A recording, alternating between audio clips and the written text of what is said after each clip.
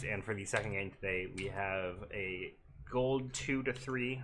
He said, yeah, Gold 2, Gold 3-ish Hero League game. Again, from rattleballz. We call him Tiger, so I'll be referring to him as Tiger for the rest of this.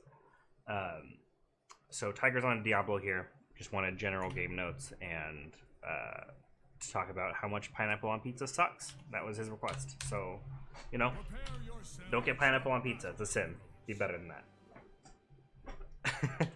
Alright, for the teams though, we have Tychus, Dahaka, Leeming, Johanna, Brightwing versus Malthael, Jaina, Diablo, Leoric, Stukov.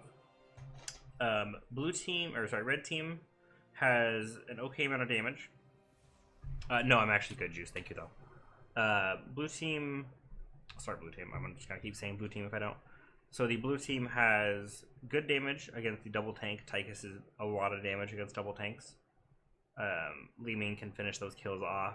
Johanna can be a pretty solid wall in the front line with Leeming and Brightwing from behind. So I like this comp a lot from blue team. It's really good. It's pretty solid, decent against the enemy team. They have burst to deal with Malthael, so I kind of like it. On the other side, we have Malthael, Jaina, Diablo, Leoric, Stukov. Malthael is going to have issues this game. He can get very easily kited by both Tychus and Leeming. And polymorph is very bad for him. Because if you're polyed, you can't heal. If you can't heal, you just die. So that's going to be a rough time for him. Jaina should have a decent time hitting the tanks, the Johanna and the Dahaka. But realistically, isn't going to be able to hit Leeming or Brightwing pretty much ever.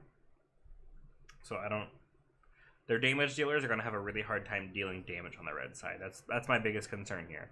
If they had somebody with a giant killer or like a really good auto attack against the Johanna and Dahaka, I might have liked it better. But as is, they're going to have a little bit of trouble getting kills, I think. Diablo and Leoric are really good double tanks, but they suffer from the problem of being really beefy and playing right into Tychus or Malthael. Luckily you guys got the Malthael, but Tychus is still a problem. Stukov is a very good healer for a double tank. He has a ton of burst heals, generally. He heals for a whole lot. He can be pretty consistent about it if you go one good spread it 4 as well. So I really like the Stukov healer for this team. And he can also plop the silence down under Malthael, so the blue team could have a hard time dealing with Malthael if that happens. If the Brightwing or Leeming or Dahaka gets silenced by Stukov. That being said, as far as the map goes specifically, it is an Infernal Shrines game, so Dahaka is very, very strong here. Having global presence on this map is big because it lets your team start the objective while you completely ignore them and go to the complete opposite end of the map, or even double soak in Dahaka's case, and get yourself a huge XP advantage. Brightwing as well. So you can have Brightwing mid, Dahaka bottom, or the other way around, and just have them push like 2 free waves and then go up to top and contest the objective, and you'll be better off. That being said, Derek's going to eat a whole lot of damage here. Doesn't know what an E button is. Malthael is going to get bursted down on the back line and probably go down.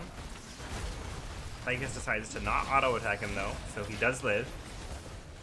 Besides, kills are not for cool people. And Tiger gets out by the skin of his teeth as well. 3, 4 very, very close kills here that blue team, if they had focused better, would have gotten all of them pretty easily. So as far as one talents go, we have Pressy Advantage on Tychus. It's not a bad talent.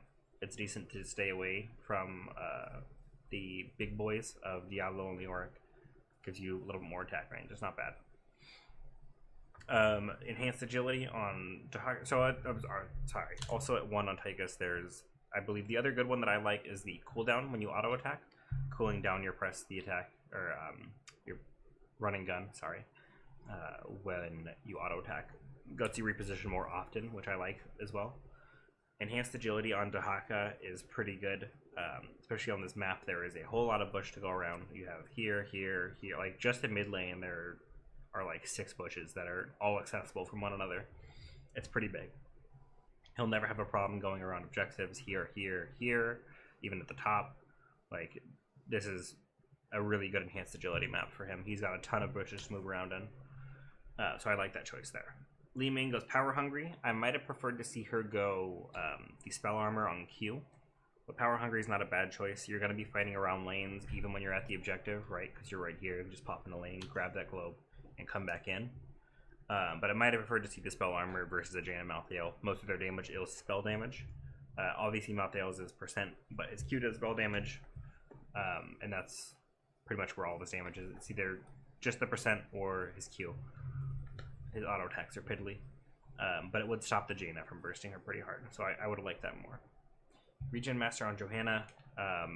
Before the change, I would say this is probably the best level 1 talent, even if it is, again, boring as fuck. It is still a very potent talent. Kind of hard to give up. Pixie Charm, Brightwing goes Bribe. The top camps on this map, the summoners on this map, here and here, are very, very strong. And if you can bribe just the big guy has a lot of HP, so if you can bribe the big guy and kill the small ones, you're pretty set. Or if you can get 3 stacks and just bribe the whole camp, you're also very set. But Bribe helps take that camp way faster, and it's a very strong camp, so I like Bribe here. And with this patch, not in this game, because this is from the previous patch, the Cosmer camps got buffed. So they have less base health, but more base damage and more scaling overall. So they like 50% more scaling, I believe it said, almost, which is a ton of late game pressure if you can get those camps. So look forward to those changes, definitely. They're not going to be in this game, obviously, but look forward to those. On a Pale Horse for Malthael, this lets him kind of have a pseudo-global presence. Gives him 50% mount speed, so he's at 150% while mounted instead of 130 like normal, which can let you get from let you soak the extra wave mid and then get to top shrine really quick or something like that. Kind of like what the Dahaka and Brightwing are going to be doing, and I have to sneeze. Oh boy, excuse me guys, sorry about that. Oh lord. Okay. So it lets him kind of have a pseudo-global presence, similar to what the Brightwing and Dahaka will be doing this game. So it's not a bad choice here. The other good option is the Activatable that gives you 25% move speed and lets you move through people. I like that one a whole lot for team fights. It lets you reposition very well. Jaina goes Fingers of Frost. Again, from the last game, I really like this talent. This is a pretty small map. You can stack it very quickly, so I like this choice here. Tiger goes Devil's Due, which is the best talent one, I believe, in my opinion. It's so hard to give up. Again, there's a lot of globes in this map, so that's really big. It's a lot of regen. Leoric goes Consume Vitality. It gives him 4% max health heal when he hits heroes, and reduces cooldown of swing by 2. The other option there, if I remember correctly, the other good option is the one that increases the damage to minions. Unless that's at 7 and I'm losing my shit. Which is very possible. Let me bring up Leoric's talents here really quick. I don't remember them all since the change. That's right. Okay, that's at 4. Never mind. So the other options at 1 are Ocean Renewal. It gives him 30% of his max health over 5 seconds. Or Fealty Unto Death, which gives him health and mana when a nearby minion dies. So I either like Consume Vitality or Fealty Unto Death. They're both pretty good talents. So I don't mind this, especially if you're gonna go for the Wraith Walk build at 13 and 16, where you jump through people and then Skeleton Swing to get your E back, and then jump through them again. It's a pretty good build. Growing Infestation is not bad on this map. It lets you hold off choke points like this very well. It lets your Q range basically be here, or there obviously, or like this entire area right here. It's a pretty good talent on this map. I don't necessarily like it as much all the time anymore because of the cooldown increase on it, but it's still pretty potent on this map. And we are going way faster. Oh, because I hit plus on my numpad to mute my mic. That's why. I was like, what happened? Okay. That being said, something I would aim to not do on Stukov is E to clear waves, especially if you go Growing Infestation. It doesn't do that much damage. It's pretty fucking piddly, honestly. Your auto attacks do a ton, on the other hand, though. So I don't try not to use your E if you're on Stuka to clear waves because it also drains your mana pretty hard. So just try to save that for key times. Leoric versus Dahaka is a very bad matchup for Leoric. Dahaka can kind of just walk at him, and then any time that Leoric uses his spooky hand, then the Dahaka can just burrow and ignore it. And it completely takes off the hand. He gets no HP anymore. It's very rough. Something that you see a lot in my games or higher MMR games or competitive games is a 1-4 on this map. So I would have liked to see Dahaka or Leoric or Malthael, probably Malthael, heading top, and the other 4 of you guys rotating between mid and bottom. You guys have the regen globe talent on Jaina, so that would let her get that talent up twice as fast because you're getting 2 lanes of globes. And also you can get good pickoffs as well. Anyone else can get a sharp screech? Oh boy, I'm sorry if that happened.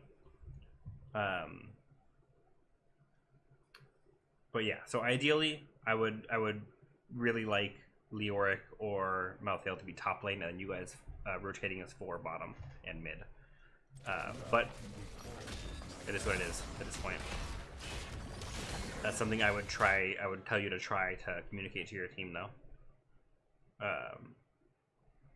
Is it continuous juice or was it just once? Because I don't know.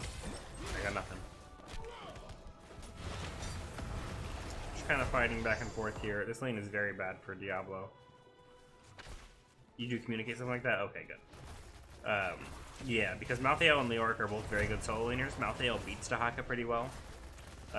So there's no real reason to have him in a bad lane where he doesn't need to be. Mid lane is just kind of poking back and forth against without keying to clear the wave. But this is a pretty bad lane for Diablo, all things considered.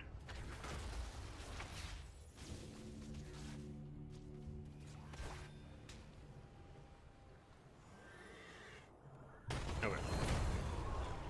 So, you guys are going to poke into this shrine. You're still top, unfortunately. This is, again, why Malthael should be up here, is because he can rotate down a whole lot faster than anybody else due to his on a pale horse at 1. So he could get here. Ideally, before the first shrine on this map, which happens at 2 minutes, you want to hit 4. So, like, ideally, you could get somebody like a Jaina to clear this wave, and then you guys clear bottom, and then meet them at the bottom thing. And you should probably hit 4 off of that. You do point that out, that you're getting 4, which is good on you. But that's something that ideally your whole team would be trying to do. I'm gonna turn this down a little bit again because, good lord, I don't know, man. It's just so loud. But yeah, tongue into poly is gonna be a very rough time for Malthael. Luckily, it is 2 pretty beefy tanks in the front line between Dahaka and Johanna, so he can heal up a lot off of those Qs. You do get down though. You try to charge Johanna, but he gets out. Right there, you probably could have body blocked this guy off entirely. If you would have walked left instead of walking up to auto attack him, you could have blocked this entire path off. But Diablo's body's fat enough that if you're standing like right here, that's about your hitbox, and they can't go to either side of you, so they're just stuck. And then you guys could have followed up and killed them pretty easily. So just a heads up, you probably could have body blocked him pretty well there. That's something that not a lot of people think about. Body blocking is a pretty key element, though. Once you get to higher levels, you're playing with just a zone, yeah, no problem. But you guys are doing well in the shrine. Jaina clears it pretty hard. You get tongued a little bit. That's not too big of an issue. So level 4 in the rhythm. Please don't go in the rhythm anymore. It's not a very good talent anymore. It's still okay, but the main draw of it was the healing at 13. And since the healing is now at the end of minigun instead of like throughout it, it makes in the rhythm pretty anti-synergy to that because it takes way longer for you to get your heal. It ends up not being great. Instead, get the bigger they are at 4, especially against big health heroes like Diablo and Leoric. You will shred them down very, very quickly and let your Li Ming do the rest of the damage to finish them off. The bigger they are would have been very, very good on this instead of in the rhythm.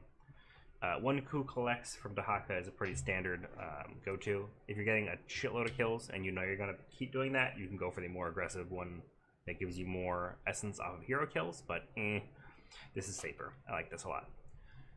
Dominance on Li Ming, I like. She's probably going to go Calamity, and so I'm going to hate her in about 3 levels. I don't like Calamity personally. I think it's a bad build. Maybe not bad, but significantly less than ideal. So Dominance is good, though. You guys don't have a lot of people to kill, so it's not guaranteed that she's going to get Dominance procs off of like a TLV or a Misha or something like that, but it's still very good. Laws of Hope is very good on Johanna at 4. Again, this is pre-rework, so kind of take this with a grain of salt. This doesn't matter that much, but Laws of Hope is a decent skill. Brightwing goes Manic Pixie, which is was my personal preferred at level 4 before the change. I think if you're going to go Bribe, I would still go Manic Pixie. Because, again, I go for the Shield Dust and Bouncy Dust, and that's a fully talented Bouncy Dust at 16. So it gives you the heal over time on 2 people, which is more targeted, lets you do what you want, and the physical and spell armor on both people as well. So it's a very good build, personally, I think. Black Harvest is pretty good. He's probably going to go Memento Mori, which most people go, which makes Black Harvest, or makes Memento Mori easier to proc if you finish Black Harvest. The other good option here is I believe it's if Soul Rip only hits 1 person, it does more damage. But I want to double check because I don't want to be lying to you guys. Alright, level 4. Yeah, Die Alone. So if Soul Rip only hits 1 hero and no other enemies, its damage is increased by 75%. That lets you be very strong at dueling, actually. Like, surprisingly strong at dueling. And a lot of people don't expect it. But that being said, Reaper's Mark increased duration is never a bad thing, so I like that. The Frostbolt Pierce is okay. It's pretty good here. You don't really need Frost Armor. The Tychus isn't going to be attacking you that much, and the Li Ming obviously doesn't do auto attack damage, so Frost Shards is not bad. It lets you apply Chill better, and if you go 7, gives you more chances to hit the chilled target and decrease the cooldown. Diablo cast range. I like your build. You know what to do. You're on it. The cast range of Shadow Charge is probably the best here. It lets you jump very far. It gives you really big initiation range. Neo Peasants at 4 is a pretty good talent for Leoric. It's kind of anti-synergy, unfortunately, with this, right? Because this you want to hit heroes, this you want to hit creeps, so it lets you be a little bit more flexible, I guess, with your Qs. But the one that heals you when you hit heroes with it, the other one is pretty good. I like the Mercenaries damage is not bad. Wait for your 7 talent? Alright, I will. One good spread on Stukov is extremely good now that it's down to 3 targets. When it was 4 targets, it was still good, but more situational because you weren't around 4 people necessarily a lot. But as the healer, you should always be near 3 people, right? Yourself and 2 people, like a damage dealer and a tank ideally. So one good spread is pretty easy to proc. It makes sure you have very few mana problems late game. Actually, not even late game, post 4. You have very little mana problems because the 40 mana is also the cost of his Q. So as long as you hit 3 people with it, your Q gets refunded and the cooldown goes down a little bit. So I really like that talent. Get back into it. You guys are going to finish this off. You should be winning this pretty handily. Something I didn't mention, I should have, about the Neo Peasants at 4. It works on the Shrine Creeps. They're monsters. Oh, wait, no, they're not. I'm sorry. It doesn't work on the Shrine Creeps, is what I meant to say. It used to work on the Shrine Creeps. The bonus did, and then they changed it. So this doesn't actually benefit him on the objective. Sorry, I misspoke. It's only minions and mercs, unfortunately. You do some good body blocking right there. But those are pretty good. And luckily they were drawn out, so the Punisher did not jump behind the wall. Lets you get a little bit more damage on the gate. Should be better off for your overall push. Ideally on the first Punisher, you're not going to get more than a fort wall for most. Like, in very rare situations will you actually get the fort here. So ideally what you should do, what you kind of have doing already, which is fine, I would even suggest having one more go, have Malthael leave as well, is having 2 people leave and 3 people push. So you have Jaina go clear mid, you have Malthael go clear top, and that way you're way up on XP going into the next one. You might even be 10 before the second Punisher, which is huge. But as is, it's not a bad choice to only have one person go, which is not ideal.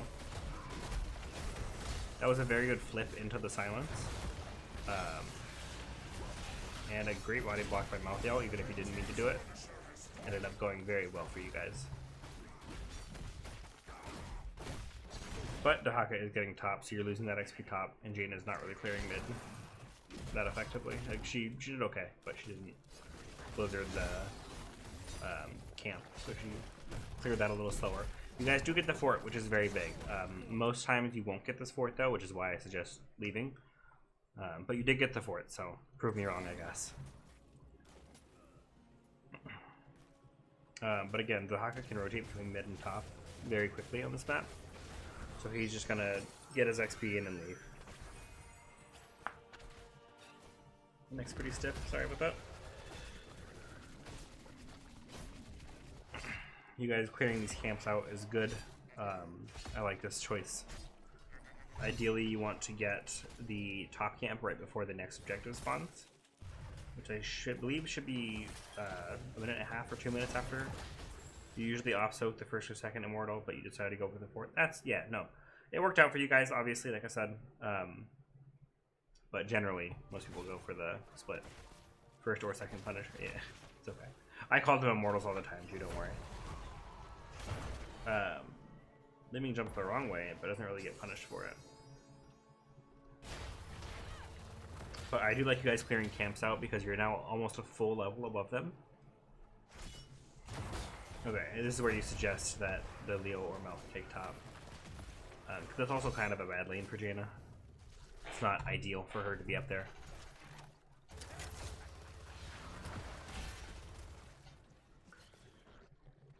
Whoever pinged this, Stukov did, I believe, made a pretty good choice. Again, you want to take this ideally right before the second Punisher spawns, so you guys are a little bit late to this, and he's the only one here. He can't really solo take it. But if you guys help him out right now, then that would be great. But unfortunately, the value of this is a little bit diminished by the top Punisher being this one, so you should have had it by now in ideal circumstances, but it also wouldn't have mattered that much because the Punisher is top, and they can just clear it right away. That being said, though, you are going to hit 9 when they hit 8, so you might hit 10 going into this Punisher, which is a very big power spike for the Shrine fight.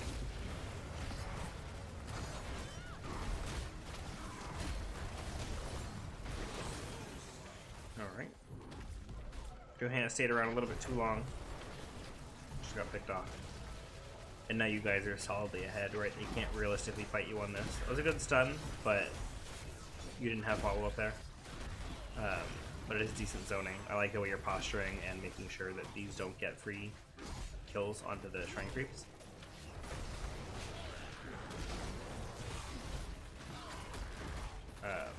It's kind of rough to dive in when you don't have walls before 16 because you can't really push them back out.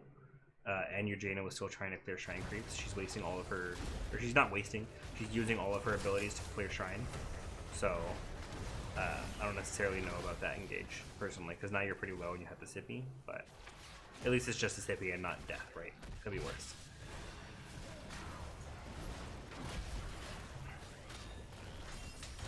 But yeah, you guys are about to hit 10 pretty soon. Which will be a huge power spike. That was a great stun. That was a great stun.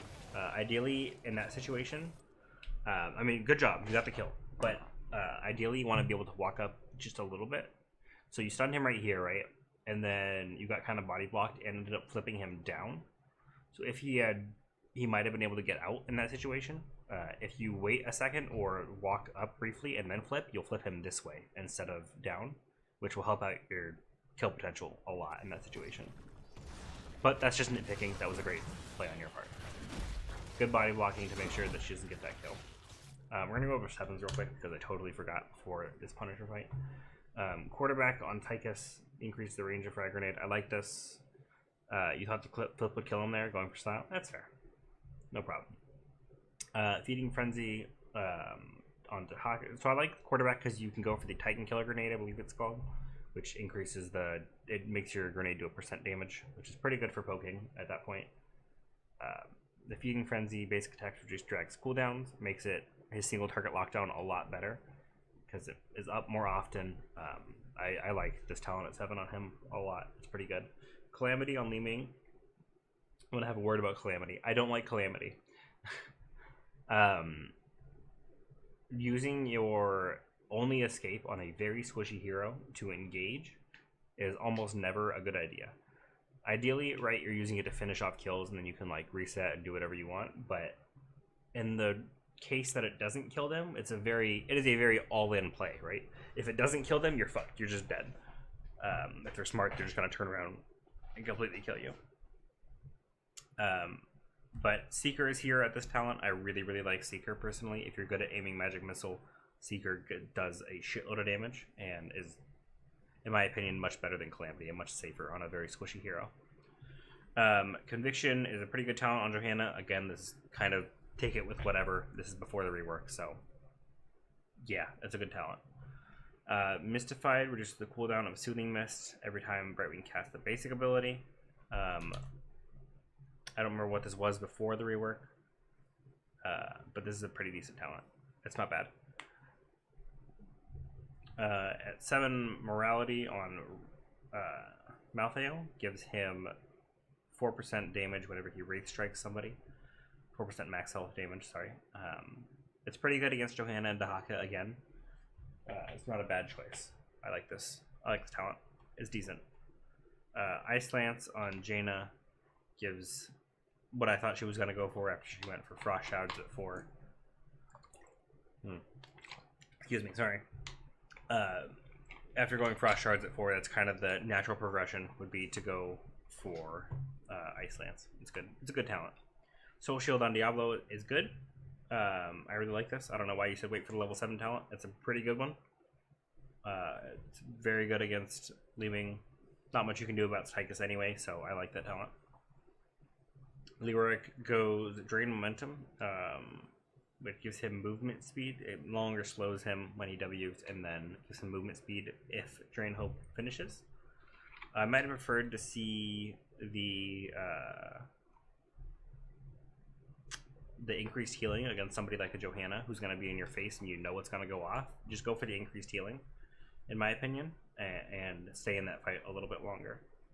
You thought you went Diabolical Momentum? Well, good thing you didn't, because that wouldn't have been great here. If you're going to go Glowing Infestation at 1, within my reach at 7 is a very good talent. It lets you stay safe while you're casting your increased range Growing Arm. I like that. I'm going to finish my water really quick.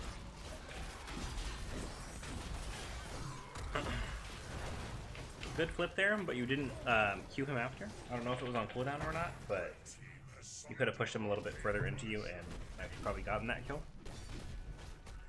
I don't know if you're waiting for him to go to your wall or what, but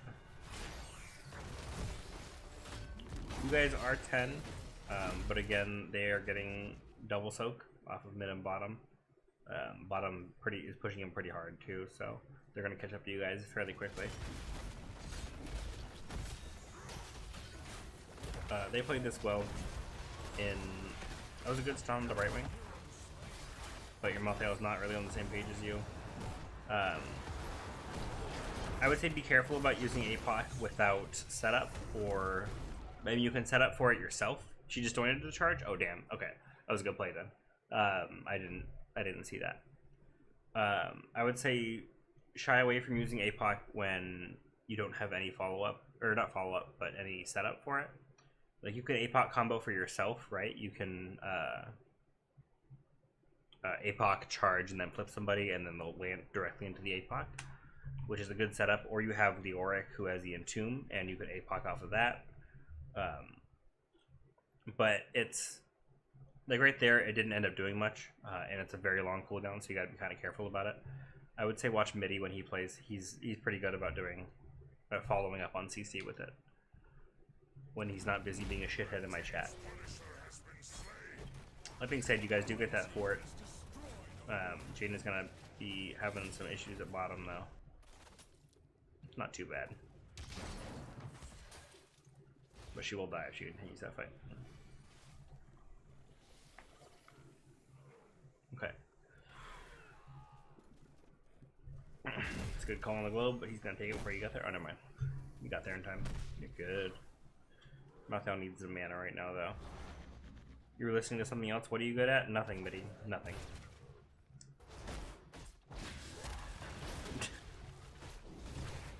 That was a great flip. Again, you body blocked her pretty hard there. That was a pretty good choice. But since you guys didn't get the kill, I might have suggested backing off. Like, you didn't get that. That sucks. It was a really good flip and body block, but now you're in very deep, and Brightwing's here, as well as Dahaka and Johanna showed up. So now you're in kind of a bad spot. Honestly, your best, yeah, I was gonna say your best choice would be to charge out to the Johanna. But if you had APOC right here, if you hadn't used it at top, look where they all are. Like, this is such a tight grouping for them. This would be a great APOC right now. That being said, this is probably a great ring. Hopefully she goes for it. There we go. She gets 4 people in the ring. You guys unfortunately don't get the kills right away. You do get the Johanna off the end. But that was a great ring. But if you had APOC, they all would have died. Yeah, it would be feels bad, man. Don't worry about it too much. That was a good play on Dahaka's part. And that was a good flip, actually. That was a very good flip. Good presence of mind to realize that you could flip him and push him there. And that he was too far away from his team. That was good punishment. Malthael gonna get this kill on the back end, maybe? Maybe not. Actually not. That's rough. It's close. Alright, so let's go over 10s. Obviously, we have Odin, Adaptation, which we saw in that fight, Disintegrate, which we saw in that fight, Blessed Shield from Johanna. She just picked it, so she didn't actually use it. Although that might have been able to secure some more kills for them in that team fight. Emerald Wind, Tormented Souls, Ring of Frost, APOC, and Tomb, Method Shove. I agree with all of these, I think except for Shove. The person who's going to be in front most is going to be Johanna, and she has Unstoppable most of the time. So she's generally not going to get hit by Shove as much. It's still possible. So Mass Shove's not terrible if you can get the Johanna away from the team. But Swipes might have been very good here. Even just to save himself from a Dahaka. But it also could have had the possible anti-synergy with your guys being AoE ults, so I understand not going for it. That was a very ballsy play on your part. Luckily you don't get punished for it because Li Ming was too far. Brightwing goes for that bribe on the close camp. This is going to create a little bit of pressure while you guys take this shrine. Again, the APOC there without comboing off of it, she's going to end up dying to this ring. Oh, let it happen. Oh, she didn't die to the ring. I mistimed it because I paused it and I got fucked up on the animation. But yeah, using APOC right there when you don't have follow-up or lockdown already in place is rough. You only hit one person with it and they didn't end up dying, so try to be more cautious about your APOCs, I would say. Don't completely neglect from using them, but just be careful about it. Try to make sure that you know that it's gonna hit before you cast it.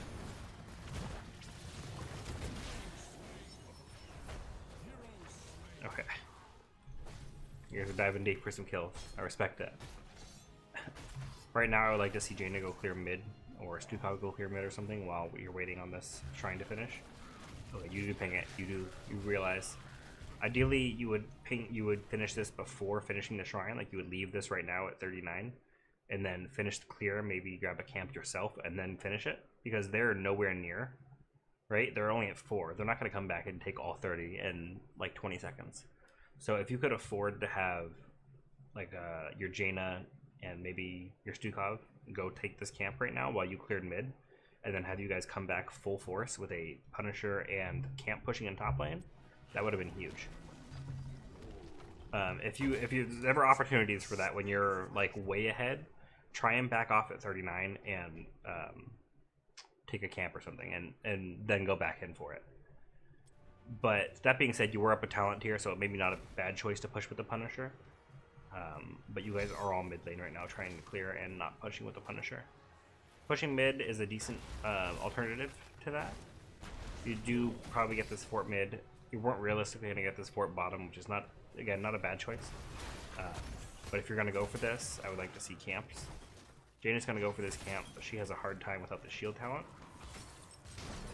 She's going to get it. She's going to get very low doing it, though.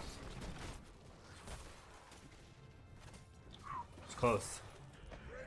Trying to salvage the situation by going... Yeah, no, definitely. But, like, if, for example, you had waited on 39 and then cleared top, or gotten this top camp and cleared mid, and then you might have been able to get the keep off of the... Or at least pressure at keep while your top camp gets a lot of pressure as well. The mid fort's not a bad idea, though. It is their only fort remaining while Jaina takes his camp. So it's not a bad choice to go mid and just get your fort, get the XP off of it, and then do whatever you want after. So I don't mind that decision, but I might have preferred going for the camp and then coming back to the shrine. I'm also super aggressive. Totally not the easiest to communicate at that level, though. Yeah, no problem. That I understand that. Taka is just chilling. You thought you could brush Taka out?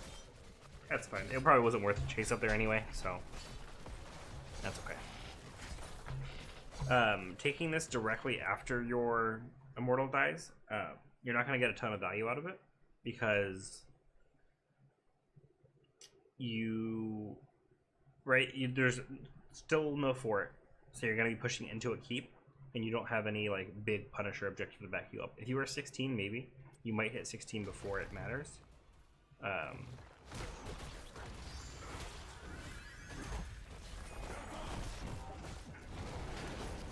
So right there, that was a funny string of events. I don't know if you intentionally didn't either to Haka, but generally you're gonna try to interrupt his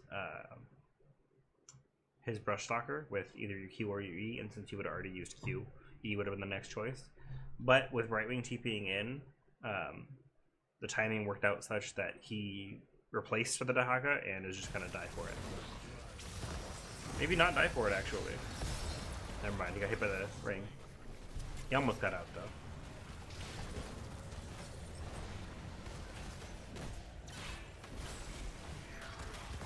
Leoric's taking a whole lot of damage to the back line trying to fight these guys.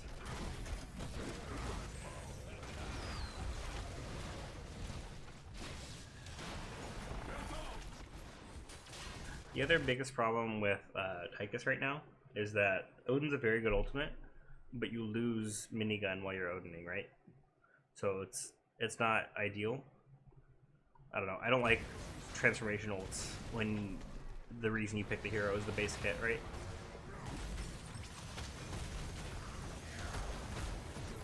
That was a good combo by you.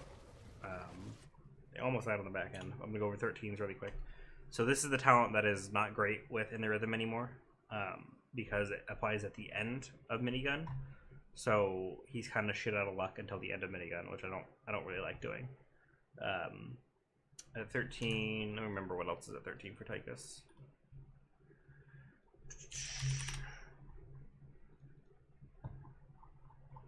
For Tychus, we also have Neo Steel Coating and Spray and Pray. Neo Steel Coating would have been huge here. It's the 75 spell armor for 3 seconds when you activate it. That would have actually been very huge here, I think. So I probably would have preferred that on him, but it is what it is. The Primal Swarm, the Dark Swarm, causes enemies hit to lose armor. Is a pretty good talent. I don't know. I might have preferred he go the cooldown on W at 7. It's a talent that whenever you hit heroes with Dark Swarm, it reduces the cooldown of it. If you're gonna go for this more kind of team fighty thing, I might have preferred that. Oh, sorry, knocked over my water bottle. Illusionist on Li Ming. If you're going on Calamity, you pretty much have to go Illusionist, because you're going into a very unsafe place and increase your teleport range a little bit, which is nice. But again, I personally don't really like Calamity, but that's just me. Burning Rage on Johanna before the rework, so it doesn't really matter what I say about this. It's a decent talent though. Shield boost or Pixie boost. Oh, Pixie boost, not shield dust. Never mind. I was gonna say I really like the build that she's going, but she didn't go Shield Dust. She went Pixie Boost. So again, I like Shield Dust here for the synergy with 16 and 4 as well.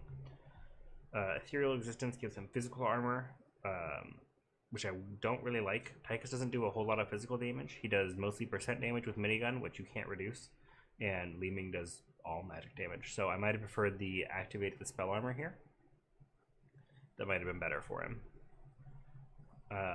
Jaina goes Icy Veins, which I like. Again, it's a very good talent. It's hard to give up. It's just really good. You go Devastating Charge Domination. You know what's up.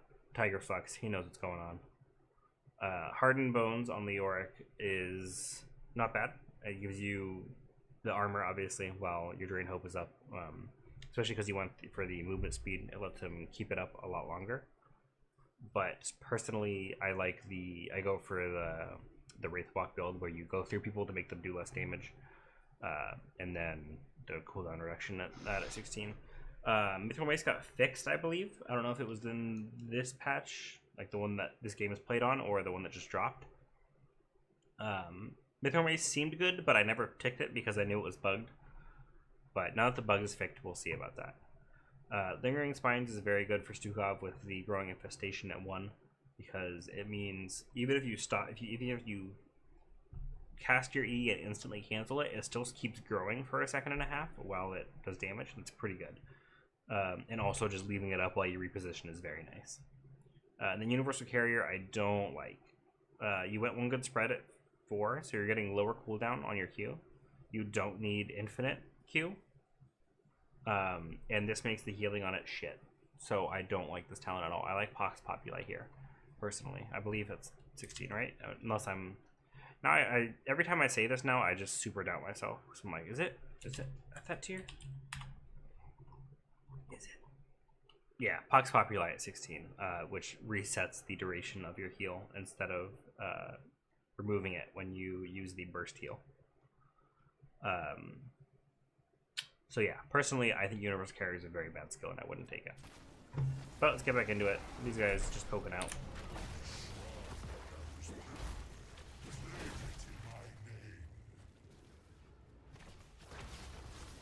Malthael taking a camp down here, which is very good pressure. This is going to create a lot of pressure. Not a lot, I guess. These camps kind of suck on this patch, but they're going to be buffed again. Jane is going to take their camp as well, so you guys are going to have a lot of map pressure for this. You are ahead on the EXP as well, so it's going to give you a really big advantage off of this.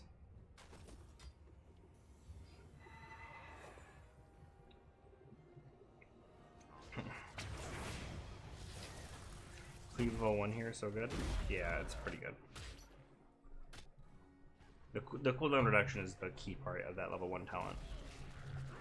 And being able to cast it more in fights is very good. New Leoric is super strong, though. I really, really like him as a hero. But yeah, because they have to deal... So they're down a tier, and they have to deal with all of your map pressure that you guys have off of those camps, so they kind of have to get this one up. Which sucks, right? Because it's a 15-minute Punisher on your feet directly. That's not a good sign.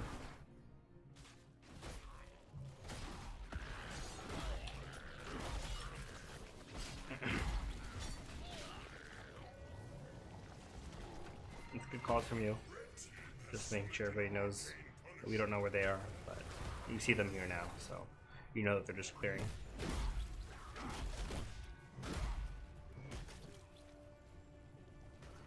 Malthael is not with you guys yet. He's pushing out this wave a little bit too long, I think. Should have just maybe eat it and walked out. Or gone to clear it long before you guys finished the Immortal.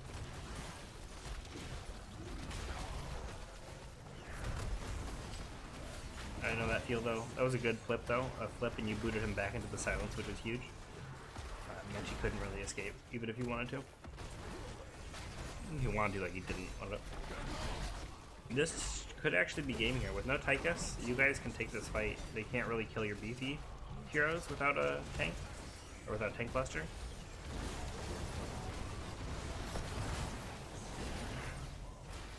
So yeah, again, there, if you would have saved the Epoch for like 2-3 seconds later, you would have hit all 3 of these heroes here, and maybe even Brightling as well.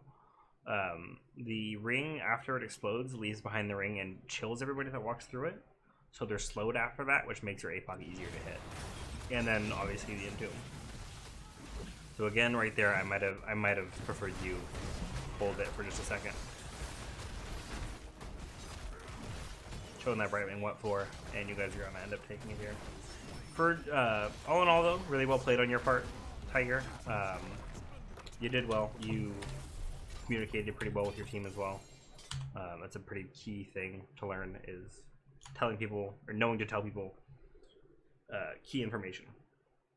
But yeah, I would say work on your APOC timing a little bit.